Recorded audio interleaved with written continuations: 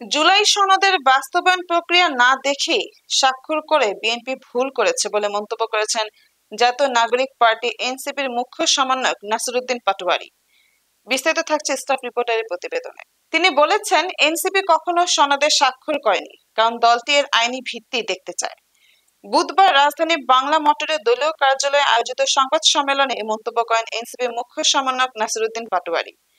তিনি বলেন, বাস্তবায়ন প্রক্রিয়া না দেখে জুলাই সনদে সাইন করে বিএনপি ভুল করেছে।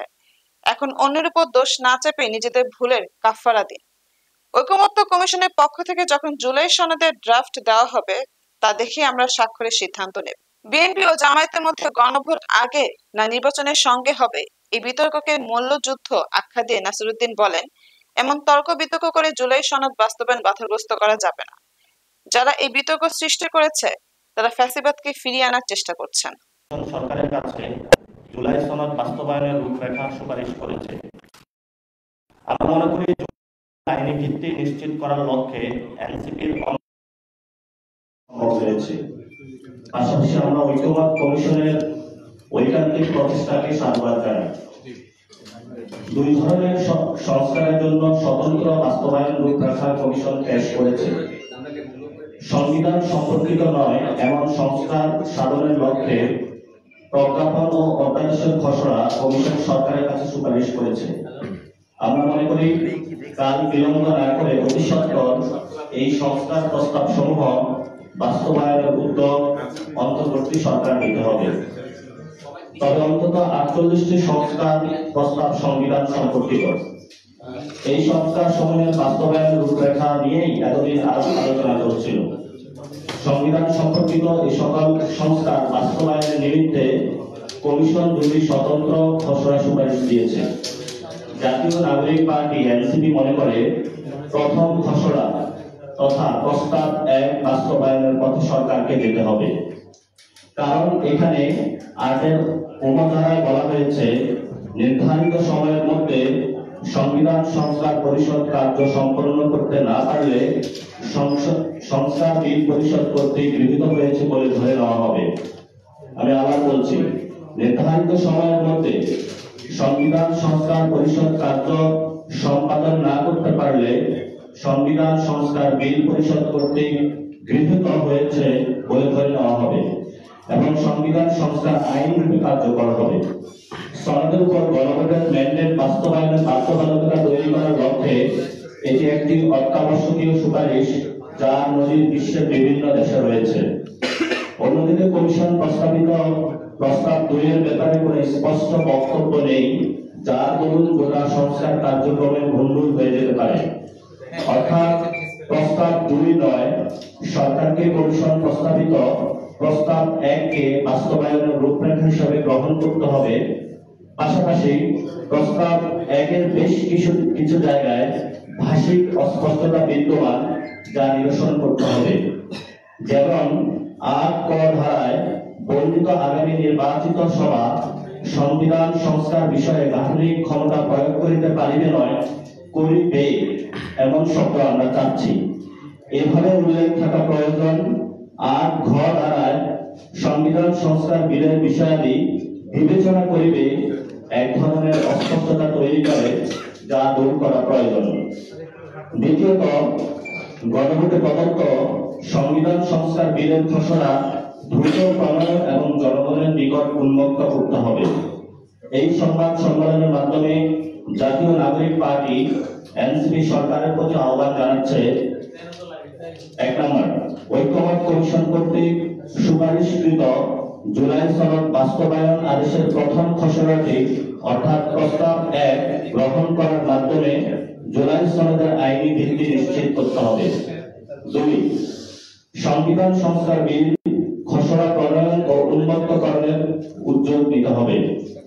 3, জুলাই সনদ বাস্তবায়নের আইনি ভিত্তি সম্পন্ন আদেশের খসড়া সরকার গ্রহণ করলে সনদ স্বাক্ষর ব্যাপারে অগ্রগতি তৈরি হবে বলে এনসিপি মনে করে। এখন আমরা ডিটেইলস আলোচনার দিকে যাব। আমরা প্রশ্নগুলো, আপনাদের যে কোশ্চেনগুলো রয়েছে, অনেকে আছেন এখানে, আমরা সেই কোশ্চেনগুলোর উত্তর দেব। তবে আপনারা জানেন, আমরা কিছু বিষয় স্পষ্ট করে এই যে জুলাই সনদটা, এই গণ অভ্যুত্থানে যারা রাস্তায় নেমে এসেছিল তারা বাংলাদেশে একটি নতুন বাংলাদেশ দেখতে চেয়েছিল, একটি সংস্কার সম্পূর্ণ সংবিধান দেখতে চেয়েছিল। কারণ এই সংবিধানের অধীনে বাংলাদেশের যতগুলো ইনস্টিটিউশন রয়েছে, বাংলাদেশের যে ভবিষ্যৎ রয়েছে সেটা হুমকির মুখে। সেই জন্য আমরা যে রাস্তায় ছেলেরা নেমে এসেছিল, মেয়েরা নেমে এসেছিল, তাদের দাবির প্রেক্ষিতে জনগণের সামনে আমরা ঐতিহাসিকভাবে গত 24 সালের অগাস্টের 3 তারিখ ঐতিহাসিক এক দফা দাবি দিয়েছিলাম। সেখানে আমরা বলেছিলাম ফেসিবাদী ব্যবস্থার বিলোপ এবং আমরা একটি নতুন সেটেলমেন্ট চেয়েছিলাম। সেই ফেসিবাদী ব্যবস্থাকে বিলোপ করতে হলে এই যে জুলাই চার্টার বা জুলাই যে সনদটা রয়েছে একটা ঐতিহাসিক সিদ্ধান্ত।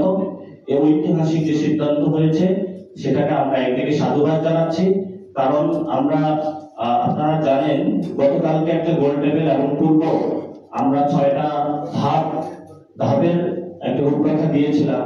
সেই রূপরেখাতে আমরা বলেছিলাম জুলাই গণ অভ্যুত্থানের মাধ্যমে প্রকাশিত জনগণের সার্বভৌম ইচ্ছার বহিঃপ্রকাশের অথরিটি হিসাবে প্রধান উপদেষ্টা ডক্টর ইউনূস কর্তৃক অর্ডার জারি করবেন।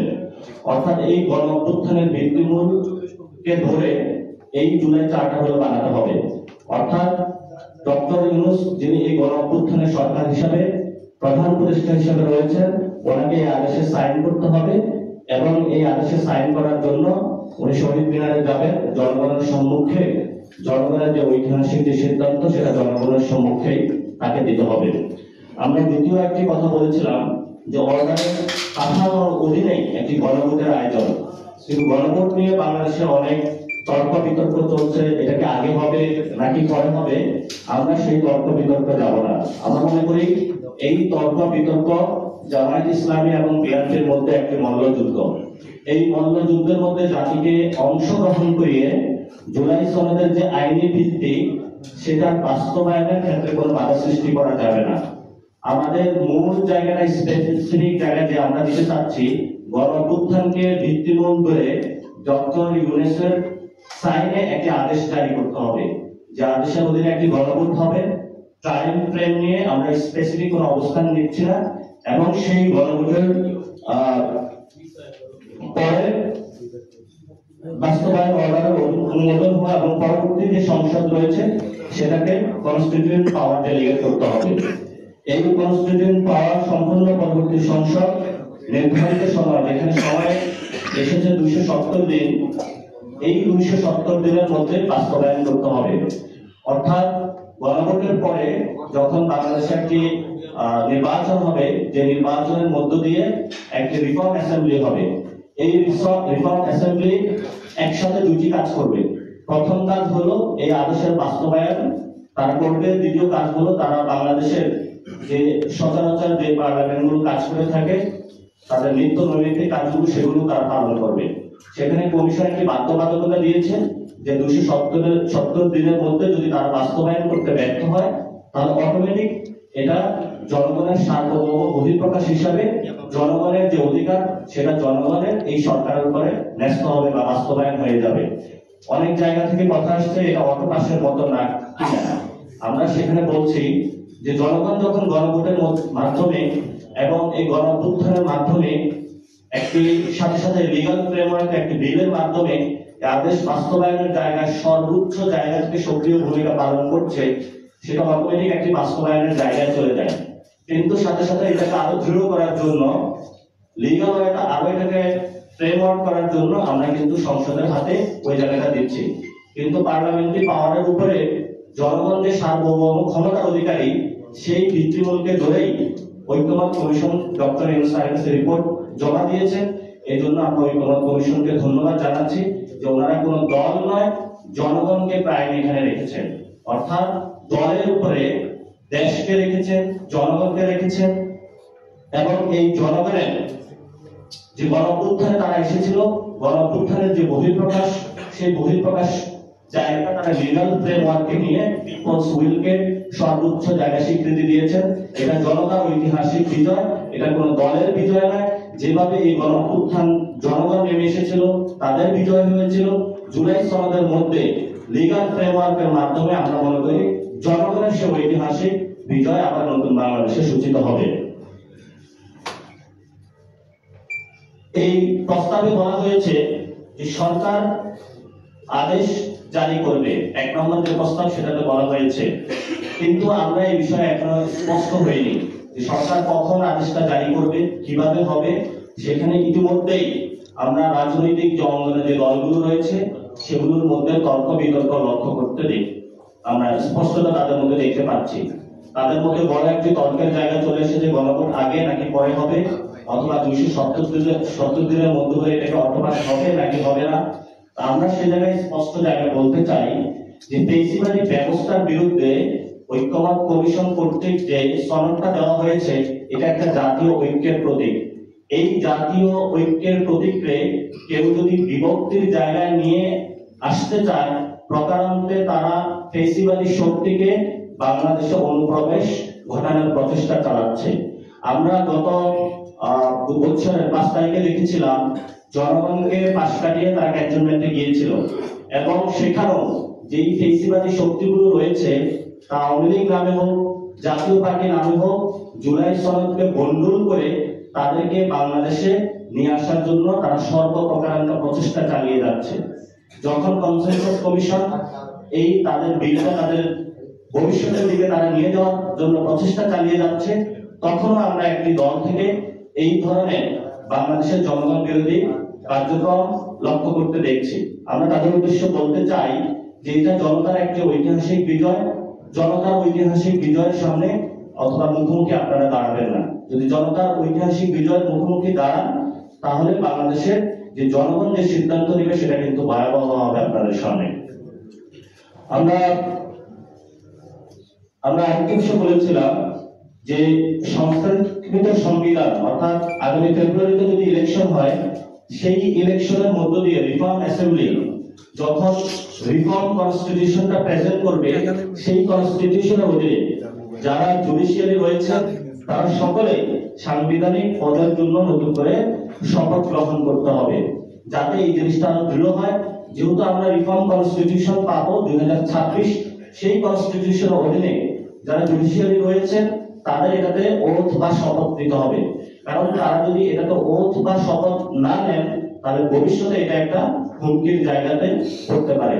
সেই জন্য আমরা সরকারের কাছে এই 6 দফা যে দাবি সেটা দিয়েছিলাম, এবং এই দাবির মধ্যে অনেকাংশে কিছু দাবি বাস্তবায়নের আমরা দেখতে পাচ্ছি। কিন্তু আমরা বিলটা যখন জনগণের সামনে স্পষ্ট হবে তবে সেখানে আমরা বলে থাকি যে কনসেনসাস কমিশনে এই বিলটা ড্রাফট আকারে জনগণের সামনে হাজির করতে হবে। অর্থাৎ এটা যদি এখন আইন মন্ত্রণালয়ে পাঠানো হয়, আইন মন্ত্রণালয়ে আসিফ নজরুল যিনি রয়েছেন ওনাদের উপরে জনগণের কিন্তু আস্থা নেই, এবং উনি বারবার কিন্তু জনগণের আস্থার বাহিরে গিয়ে এই যে আমাদের জুলাই সনদটা রয়েছে সেটাকে সংবিধানের অধীনে কথা বলে এটাকে ভিন্ন খাতে নেওয়ার প্রচেষ্টা করছেন। অর্থাৎ গণ অভ্যুত্থানকে ভিত্তিমূল না করে উনি জনগণের যে ঐতিহাসিক বহিঃপ্রকাশ সেটাকে পাশ কাটিয়ে ভিন্ন খাতে প্রবাহিত করার চেষ্টা করবেন বলে আমাদের একটা আশঙ্কা রয়েছে। সেই জন্য ডক্টর ইউনূসের অধীনে যে কনসেনসাস কমিশন রয়েছে বা জাতীয় ঐক্যমত কমিশন, এই কমিশনে বিলটা অথবা আদেশটা জনগণের সামনে ড্রাফট আকারে হাজির করতে হবে। ড্রাফট আকারে যখন হাজির করবে তখনই আমরা এটা দেখে এনসিপি স্বাক্ষরের উদ্যোগ নেবে। আমরা যে 6 নম্বর ধাপটা বলেছি সেটাতে বলেছি এই 2026 সালে যে সংস্কৃত সংবিধান, সেই সংবিধানকে সংশোধনী আকারে বলা যাবে না, কারণ সংশোধনী বা অ্যামেন্ডমেন্টের মাধ্যমে কোর্টের রায়ের মধ্য দিয়ে এই জনগণের যে ঐতিহাসিক বিজয়, এই বিজয়কে আবার কোর্টের মাধ্যমে চ্যালেঞ্জ করে এটাকে ধ্বংস করে দেওয়া একটি পায়তারা আমরা ইতিমধ্যে লক্ষ্য করতে রাজনৈতিক দলগুলোর মধ্যে আমরা দেখেছি। ভবিষ্যতে এই ধরনের কোন প্রসেস আমরা বাংলাদেশে জনগণের বিপক্ষে গিয়ে কোন রাজনৈতিক দলের কাছে আহ্বান থাকবে আপনাদেরকে এই ধরনের কর্মকাণ্ড থেকে আপনাদেরকে জনগণের পক্ষে দাঁড়ানোর জন্য আপনাদের কাছে আহ্বান থাকবে। এখন আমরা স্পেসিফিক কোশ্চেন সেশনে চলে যাব। আপনাদের যারা অনেক সিনিয়র এক্সপার্ট সাংবাদিকবৃন্দ আপনারা এখানে এসেছেন, যেহেতু এটা জাতির একটি ঐতিহাসিক একটি সিদ্ধান্তের জায়গা আমরা উপনীত হয়েছি, তো আপনাদের কোশ্চেনগুলো আমরা নিব। আমাদের এখানে যারা সংস্কার কমিশনে দীর্ঘদিন ধরে কাজ করছেন এবং আমাদের